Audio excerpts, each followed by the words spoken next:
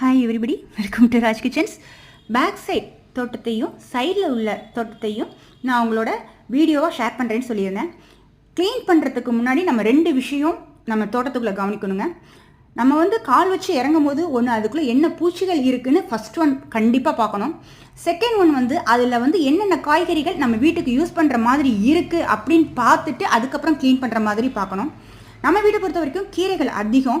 அதுவும் இந்த அக்னி நட்சத்திரம் ஆரம்பிச்சதுல இருந்து பார்த்தீங்கன்னா மழை விட்டு விட்டு பெய்யறனால கீரைகள் ஃபுல்லாக நல்லா தெளிச்சியாக நல்லா இருந்தது. நான் என்ன பண்ணிட்டேன், மணத்தக்காளி கீரை ப்ளஸ் பருப்பு கீரை, அதாவது பசலிக்கீரைன்னு சொல்லுவாங்க ஒரு சிலர் பருப்பு கீரைம்பாங்க.